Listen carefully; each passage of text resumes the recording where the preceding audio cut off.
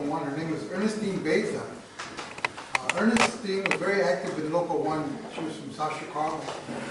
And she had gone to a national national teachers convention in New York City. And she came back and we had this ad hoc meeting that we had to form a labor council. And all of our members were talking about, well, let's, what should we name it? How about Mexican American Labor Council? How about Spanish American Labor Council? How about Spanish-speaking Labor Council? All these different names were coming up. And Ernestine, we call her Ernie. Ernie put up her hand and I said, Ernie, what should we call her? What do you suggest? She said, Augie, I just came back from New York City. And for the teachers' convention there, and in New York they're using the word Hispanic. I said, I never heard of it. How do you spell it? I said, Hispanic. I said, yeah, I never heard of this word. She said, that's what they're using in New York. This is in 1973. Maybe some of you weren't born yet, but a long time ago. So I said, if you put that in a form of a motion, you put it in the form of a motion, and if it's seconded, we'll take a vote. We'll name it the Hispanic American Labor Council. She made a motion, we passed, everybody was unanimous, and said, well, Hispanic meant all of us, all the Puerto Ricans, Cubans, South America, Mexicans, so that's what we felt the word Hispanic meant, that's what she said. So that's how we got the word Hispanic American Labor Council. But, so moving along, you got three things that were passed out. You got a copy of the agenda, you got a copy of the Cesar Chavez proclamation that was given to us back in 2011 by Richard M. Daly. We did receive about 7 of them. I kept asking him every year for a proclamation for Cesar Chavez, and he gave it to me. I just mailed last week a letter to Rahm Emanuel, the mayor, to give us another proclamation because, as you know, Cesar Chavez's birthday is March 31st. And we had dinner meetings in the past. We didn't have one last year. I'm not sure if we're going to have one this year, but we're going to talk about it. What we're trying to do to continue the life and legacy of Cesar Chavez, an American hero and a labor leader that we all respect. So that's the second thing is the proclamation. You got that. And then the third thing is thinking about the statute. We talked about that. It's been a struggle. We want to make it out of keys. We've been asking for keys for the last, I don't know, I think 7, 8, 9, 10 years. We don't have enough keys. So I thought that the next best thing would be a plaque of some sort to put on the building here in Little Village. People have asked me, we're going to put the statue on. I said, in Little Village. That's what we want it here. This is the largest Mexican neighborhood in the Midwest. So we think it should be here in Little Village. So there's a copy of a plaque that's designed by one of my friend of ours, Manny Martinez, Beneficion, I gave him a copy and he made it up. So we're thinking about this, but we need a lot of money to make this thing happen.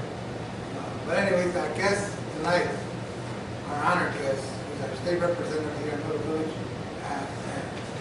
Lisa Hernandez. She's going to give us a report.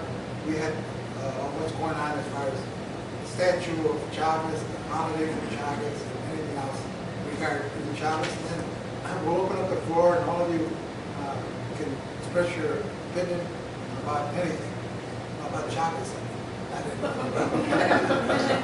What about Chavez? Okay, so let me recognize our state rep, the Honorable Lisa Hernandez. So back in the day, this was before I came into office, I worked for Lieutenant Governor Quinn at the time. And Quinn is a really, huge admirer of Cesar Chavez. So in one of the discussions of the meetings of how to bring about new initiatives, I was in communication already with Augie at the time, and Augie always would push about, we need a Cesar Chavez, as a way to, for our community, we should have our Cesar Chavez street renaming, or we should have our Cesar Chavez holiday. So it was about really recognizing this hero, a hero that here, an American, Mexican-American hero. How can we go about recognizing them, right? So, needless to say, what has turned from, from then to now is that we did get a street renamed. It's very small, it's not what we would want, but it's a start. And that's in the Pilsen area. So in the Pilsen area by Benito Juarez, you will find Cesar Chavez. That has a lot to do. Where it began is right here. So putting all those ideas in my head and pretty much relating it to, at that time, the lieutenant governor. So we got it done. And also the post office in that area is actually named after Cesar Chavez. That's part of the doing. Then from there, we have put in various resolutions and proclamations, and every year the state also submits a resolution recognizing and commemorating Cesar Chavez every day on the 31st. And what Quinn does is he puts a breakfast together commemorating him again. But we want something, that you can see, feel, this year we have started, we've launched a statue to be risen in the Capitol. So the efforts, and it should be really memorable. I mean, we're a growing population, and I think it's just very worthy that we have some sort of representation there in the Capitol with that. So if you visited the Capitol, and if you can picture the Capitol and where Abraham Lincoln is standing, he's standing right in front of the Capitol Street and First Street. So and there's the Supreme Court on one side and the library, the State Library on the other side. That corner right there is called the Freedom Triangle. You have Lincoln in the center, and then you have in front of the corner of the library, Martin Luther King. On the side of the Supreme Court, there's nothing. So that's the aim, to try to place a statue on Freedom Corner. And Quinn loves the idea.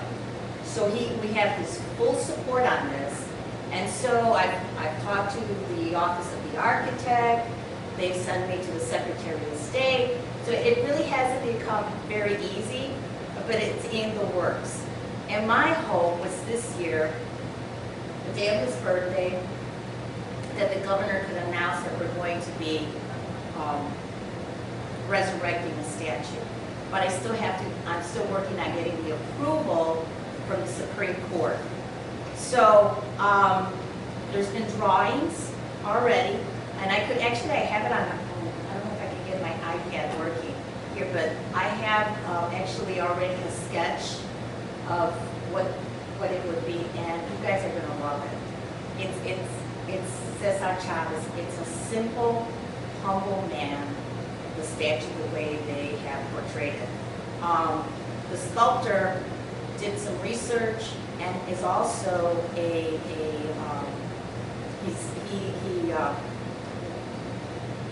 he loves him. It's kind of one of his heroes. So he's done the research, so he wanted to really portray it through this, what Cesar is about, and it resonates.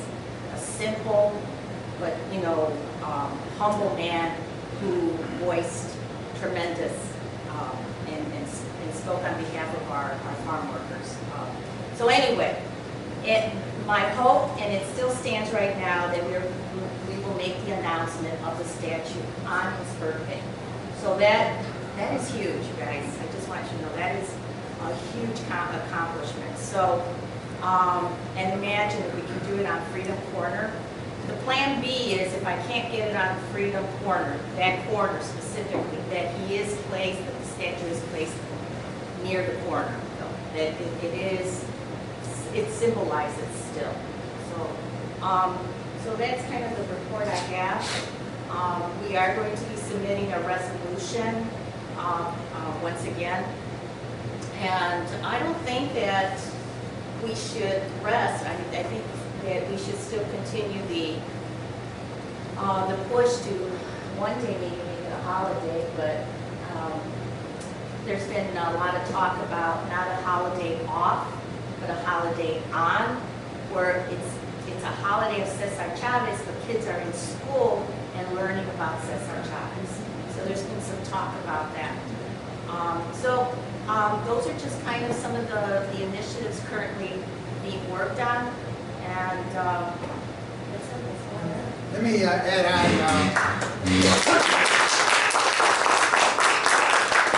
I'll give it a hint because of always pushing, since I'm